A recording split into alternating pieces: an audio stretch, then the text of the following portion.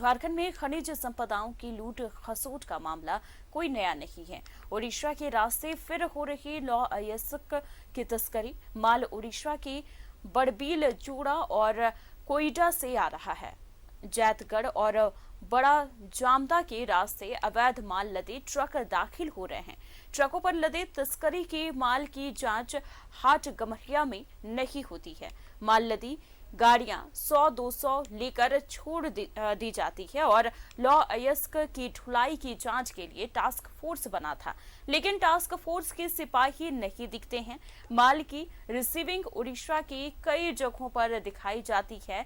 इस खेल के खिलाड़ी झारखंड, उड़ीसा के कई नामचीन चेहरे हैं।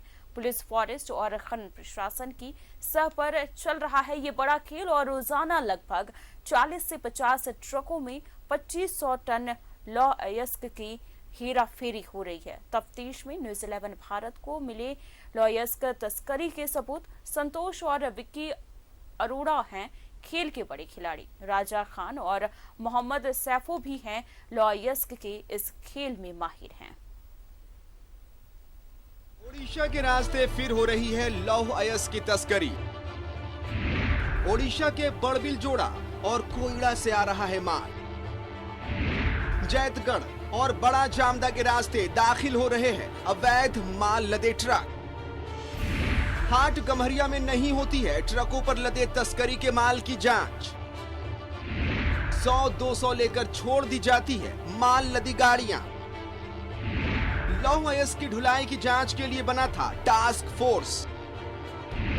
दूर दूर तक नजर नहीं आते टास्क फोर्स के सिपाही। ओडिशा के कई जगहों पर दिखाई जाती है माल की रिसीविंग। फर्जी चालान पर झारखंड में दाखिल कराया जाता है माल। झारखंड, ओडिशा के कई नामचीन चेहरे हैं इस खेल के खिलाड़ी।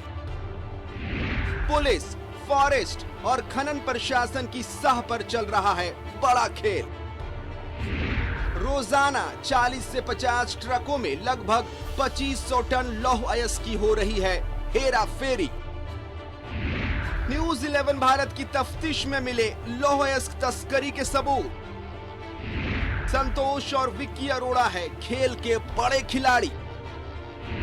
राजा खान और मोहम्मद सैफो भी है लौह अयस्क के इस खेल में माहिर। तस्करी से सरकार को लग रहा है करोड़ों का चूना। झारखंड के भी कुछ बंद पड़े माइंस में तस्कर बरसात का उठा रहे हैं फायदा।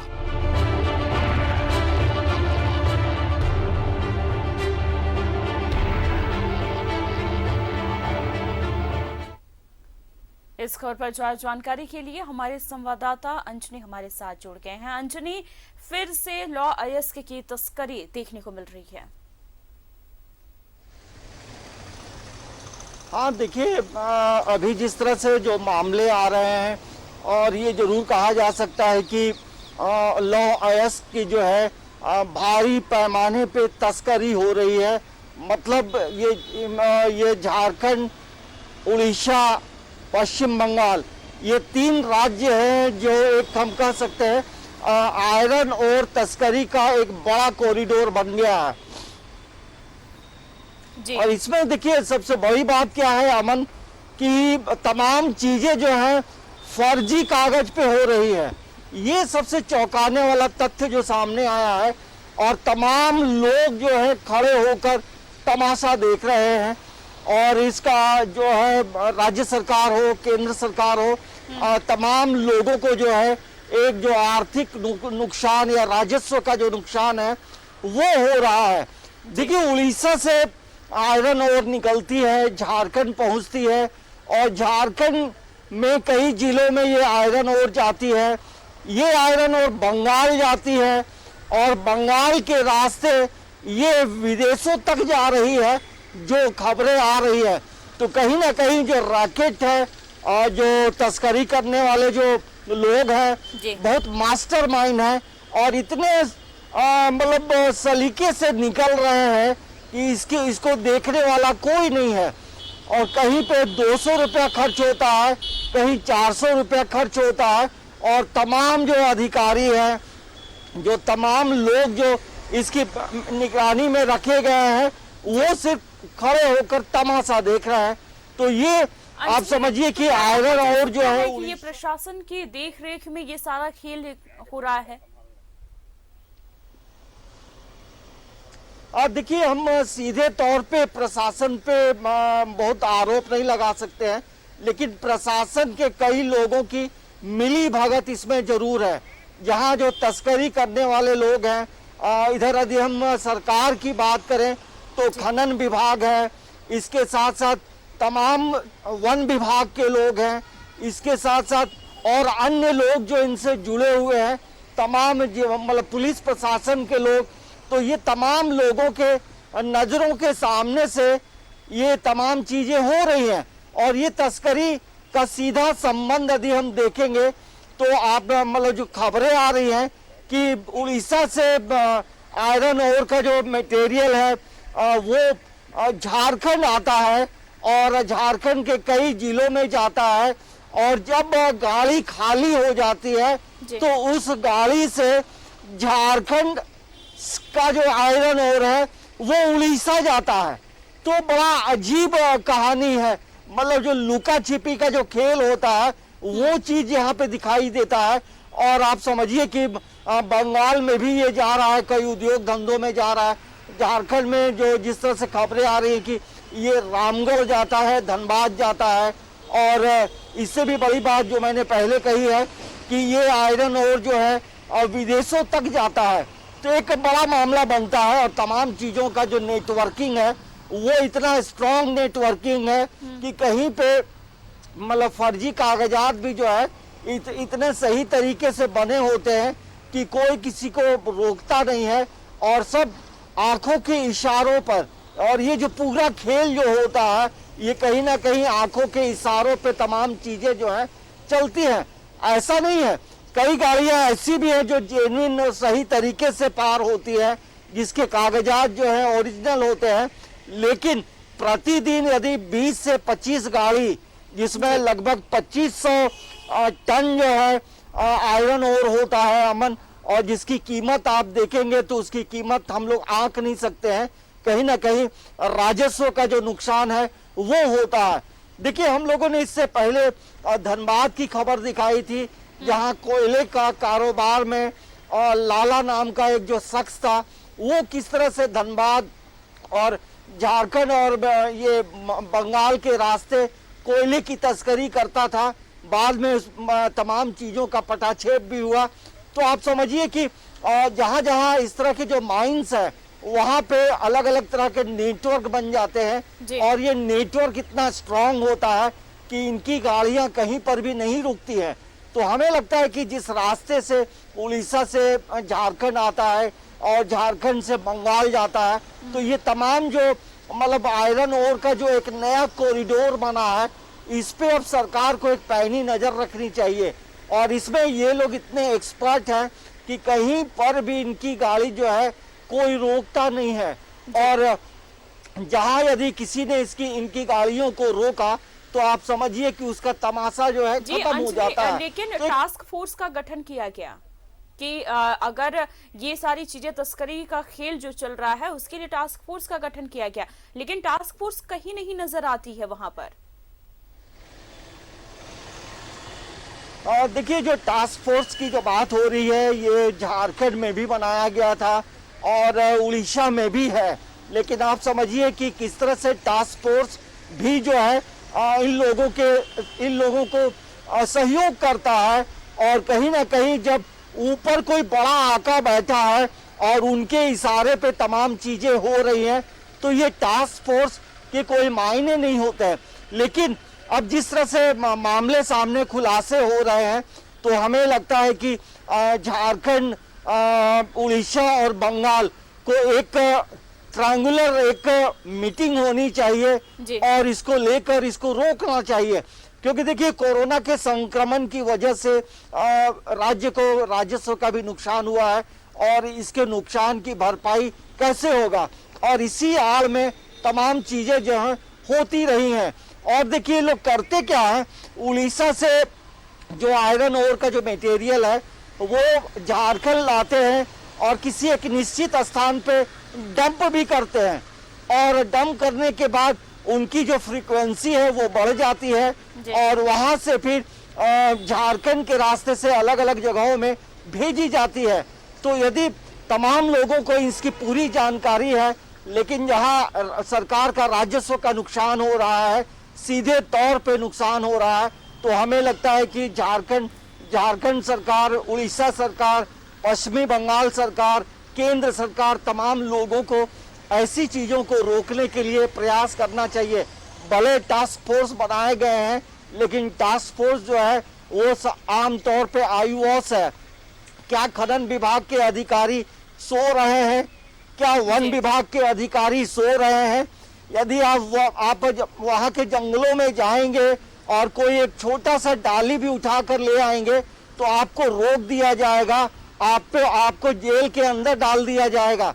लेकिन इसी रास्ते से आयरन ओर जा रहा है, जंगल के रास्ते से जा रहा है, तो वन विभाग, खनन विभाग कर क्या रहा है? खड़े होते हैं क्योंकि जो खबर हमारे सामने आई है उसमें ये भी सामने निकल कर आया है कि हटगमरिया में गाड़ियों की जांच ही नहीं होती है।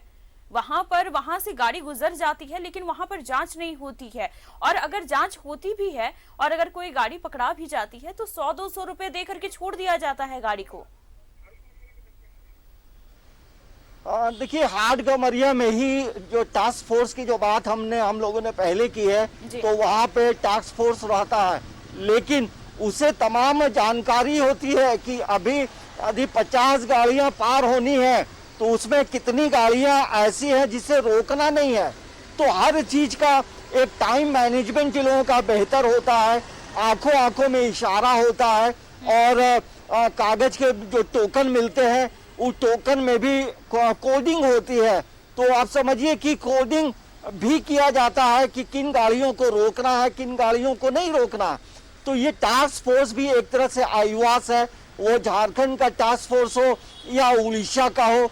आखिर उड़ीसा सरकार भी जो है, क्यों वहाँ के अधिकारी भी मौन क्यों हैं? अब तमाम तीनों राज्यों के अधिकारी कहीं ना कहीं मौन है। तो हमें लगता है कि सरकार को, खनन विभाग को, वन विभाग को, ये इन लोगों को, तमाम लोगों को सजग होने की जरूरत है, क्योंकि तमाम चीजें आंखों के सामने हो रही हैं और कोई कुछ बोल नहीं रहा है, और ये करोड़ों रुपए का ये जो खेल है वो चल रहा है। और हम जो है तमाम जो अधिकारी हैं, हमें लगता है कि तमाम अधिकारियों को जो है कुछ ना कुछ मिलता है, और यही वजह है कि ये लोग चुप हो। कहीं ना कहीं किसी न किसी की जेब जरूर भर रही है, क्योंकि अगर जेब नहीं भर रही होती तो ये 3 राज्यों के अधिकारी जो हैं, जिनके नाक के नीचे इतना बड़ा खेल जारी है, लेकिन कोई भी कार्रवाई नहीं की गई है। हाँ, देखिए, ऐसे जो लोग होते हैं जो तस्करी करते हैं, आयरन ओर का हो या इसके अलावा जो अन्य झारखंड के अन्य जो खदान से जो चीज़ें निकलती हैं, तो इनका नेटवर्क बड़ा स्ट्रांग होता है, और इनके नेटवर्क में जहाँ है इनको कितना पैसा देना है, ये तमाम चीज़ पहले से तय हो जाती है। और यही वजह है कि इनकी जो गाड़ियाँ हैं, इनके जो ट्रक हैं, वो कहीं रोके नहीं जाते हैं, और इन्हें पता होता है कि कहाँ पे परेशानी होगी, तो वहाँ पे ये लोग कोडिंग के तौर पे टोकन इशू करते हैं, और वही जो कोडिंग है वो पूरे रास्ते के लिए एक लाइसेंस हो जाता है, और इन्हें कहीं परेशानी नहीं होती है। मतलब उड़ीसा का आयरन और झारखंड आता है और पश्चिमी बंगाल जाता है, और पश्चिमी बंगाल से फिर विदेशों में जाता है। तो आप समझ जाइए कितना बड़ा नेटवर्किंग है, और इस नेटवर्किंग में तमाम लोग इन्वॉल्व हैं, और सरकार को जो है राजस्व का नुकसान हो रहा है।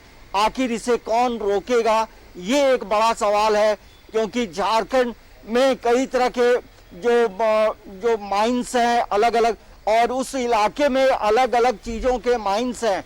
तो आप समझिए खाली आयरन ओर की बात नहीं है, पूर्वी सिंहभूम, पश्चिमी सिंहभूम में कई अलग अलग माइंस हैं और अलग अलग मिनरल्स निकलते हैं। तो ऐसे में खाली ये एक मामला है, अन्य मामलों में क्या होता होगा ये तमाम लोग जानते हैं। लेकिन सरकार को राजस्व का नुकसान हो रहा है। जी अंजलि, क्योंकि अगर राजस्व का नुकसान हो रहा है लेकिन अधिकारियों पर कोई फर्क नहीं पड़ रहा है, क्योंकि अगर अधिकारियों पर फर्क पड़ रहा होता या फिर वो कार्रवाई के लिए सोचते तो वो जरूर न जरूर कुछ कार्रवाई जरूर होती अभी तक, क्योंकि ये पहला ऐसा तो है नहीं कि ये नया मामला है, ये बहुत पुराना मामला है और बहुत दिनों से ये चला आ रहा है, लेकिन अभी तक किसी की ना गिरफ्तारी हुई है, ना किसी पर कार्रवाई हुई है। माल लगता है वहां से दूसरी स्टेट में उसे भेजा जाता है, लेकिन कार्रवाई कहीं नहीं होती है।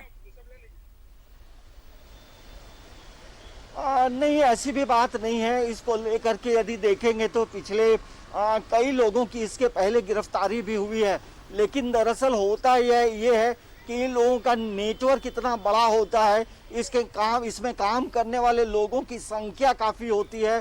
दरअसल जो बेरोजगारों की जो फौज है, ये तमाम लोगों को ये लोग अपने काम में इन्वॉल्व करते हैं। यदि किसी की गिरफ्तारी हो गई तो उसके सब्स्टिट्यूट में दूसरा व्यक्ति जो है खड़ा होकर इस नेटवर्क को चलाता है। तो नेटवर्क चलाने वाले माहिर हैं, लेकिन जहां प्रशासन की बात है, जहां खनन विभाग की बात है, जहां वन विभाग की बात है, तो कहीं ना कहीं ऐसे अधिकारियों पे, ऐसे विभागों की कार्यशैली पे सवाल जरूर खड़ा होता है। आप देखिए, आपको ऐसे एक बात समझनी होगी, यदि आप शहर में निकले हैं और हेलमेट नहीं पहने हैं तो ट्रैफिक का जवान जो होता है दौड़कर आपकी गाड़ी को पकड़ता है और चाबी निकाल लेता है। लेकिन जहां करोड़ों रुपए का कारोबार हो रहा है वहां तमाम लोग मौन क्यों हैं, यही एक बड़ा सवाल है। कहीं ना कहीं तमाम लोगों की मिलीभगत है, कहीं ना कहीं तमाम लोगों तक जो है इनके जो कमीशन है वो पहुंच रहे हैं और सरकार का राजस्व का नुकसान हो रहा है, ये तमाम लोगों को पता है।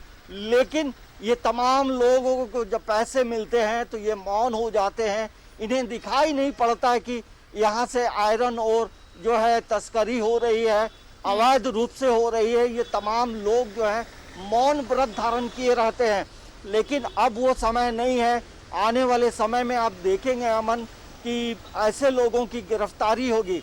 देखिए, इससे पहले भी ये जमशेदपुर, पूर्वी सिंहभूम, पश्चिमी सिंहभूम के इलाके से कई तरह की तस्करियां हो रही थी, लेकिन न्यूज़ 11 ने जब खबर दिखाई थी उसके बाद तमाम चीज़ों पे रोक लगा, कई लोगों की गिरफ्तारी भी हुई।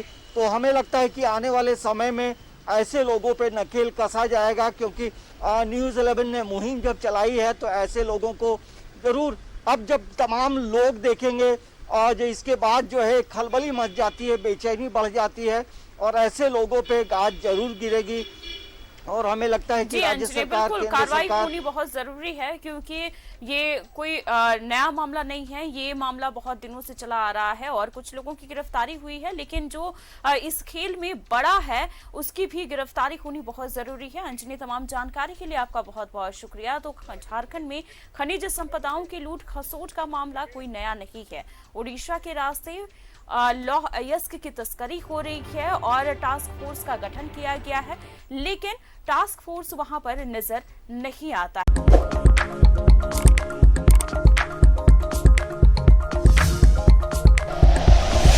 Like and share videos, subscribe करें हमारा चैनल और प्रेस करें बेल आइकॉन। न्यूज़ 11 भारत, सच है तो दिखेगा।